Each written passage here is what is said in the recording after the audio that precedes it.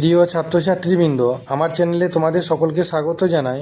আজ তোমাদের কাছে যে প্রশ্নোত্তর এনেছি সেটি বাঁকুড়া বিশ্ববিদ্যালয়ের বাংলা মাইনর থার্ড সেমিস্টারে।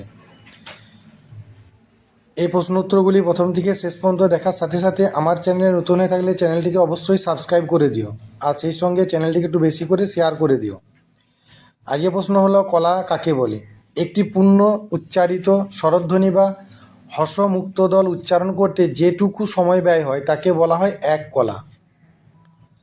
মাত্রা কাকে বলে? মাত্রা হলো ছন্দের পর্ব, পদ, চরণ বা পঙ্ক্তি দৈর্ঘ্য পরিমাপক একক। মাত্রা কয় প্রকার? কি না দুই প্রকার, দলমাত্রা ও কলা মাত্রা। অবশ্য মিশ্র মাত্রা বলে আরেক প্রকার মাত্রার কথাও বলা হয়। দলবৃত্ত ছন্দ কাকে বলে? যে ছন্দে প্রতিটি দলকে সাধারণত একমাত্র হিসেবে ধার্য করা হয় তাকে বলা হয় দলবৃত্ত ছন্দ। শাসাঘাত প্রধান ছন্দ নামকরণটি কে করেন? না, শাসাঘাত প্রধান ছন্দ নামকরণটি করেন অমূল্যধন মুখোপাধ্যায় তার বাংলা ছন্দের মূল সূত্র গ্রন্থে। কলাবৃত্ত ছন্দ কাকে বলে? যে ছন্দে কলা অনুসারে অর্থাৎ মুক্ত দলে সাধারণত একমাত্র এবং রুদ্ধ দলে দুমাত্র ধার্য করা হয় তাকে বলা হয় কলাবৃত্ত ছন্দ। ধ্বনিপ্রধান ছন্দ কোন ছন্দের বিকল্প নাম? ধ্বনিপ্রধান ছন্দ হলো কলাবৃত্ত ছন্দের বিকল্প নাম। এই নাম দেন অমূল্যধন মুখোপাধ্যায়। শাসাঘাত কাকে বলে?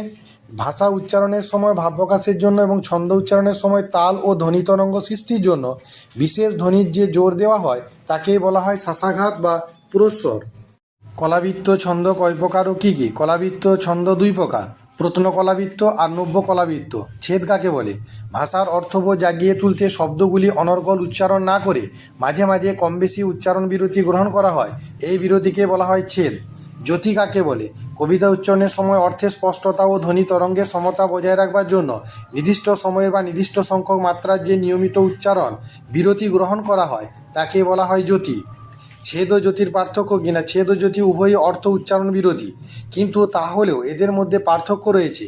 ছেদ হলো অর্থ সাপেক্ষ বিরতি আর জ্যোতি হলো নিরপেক্ষ বিরতি। দ্বিতীয়ত, ছেদ অনিয়মিত, যদি জ্যোতি নিয়মিত।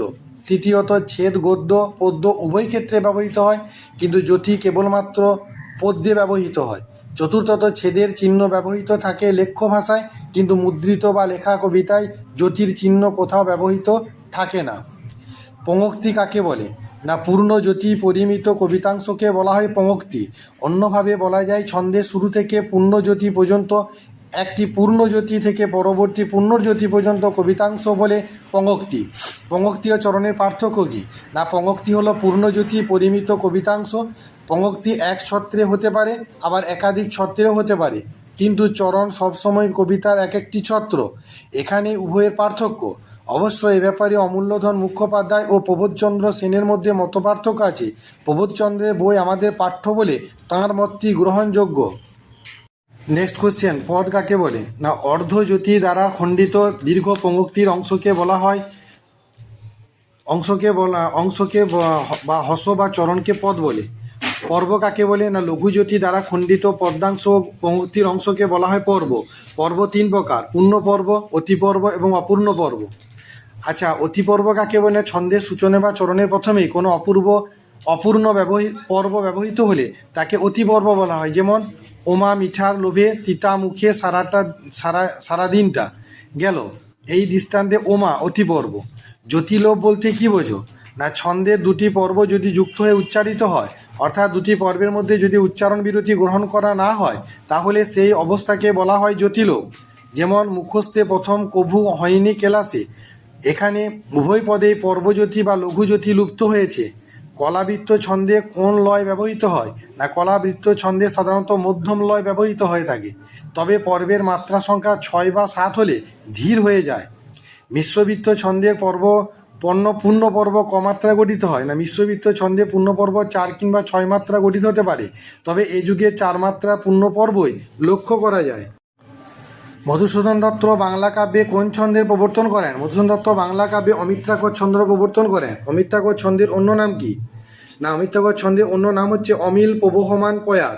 অমিত্রাক্ষর ছন্দ কোন কাব্যে প্রথম ব্যবহৃত হয়? না, তিলোত্তমা সম্ভব কাব্যে। বাংলা সনেট কে প্রচলন করেন? মধুসূদন দত্ত। কোন কবিকে সনেটের জন্মদাতা বলা হয়? ইতালির কবি পেত্রাককে। গৈরিক ছন্দের প্রবর্তক কে? না, গৈরিক ছন্দের প্রবর্তক গিরিশচন্দ্র ঘোষ। মিল কাকে বলে? ছন্দের পূর্বান্তের সঙ্গে পর্বান্তের পদান্তের সঙ্গে পদান্তের, চরণান্তের সঙ্গে চরণান্তের যে ধ্বনিসাম্য ঘটানো হয় তাকেই মিল বলে। কে কাকে ছন্দগুরু আখ্যা দিয়েছেন? না ছান্দসিক প্রবোধচন্দ্র সেন রবীন্দ্রনাথকে ছন্দগুরু আখ্যা দিয়েছেন। রবীন্দ্রনাথের লেখা ছন্দের গ্রন্থটির নাম কি?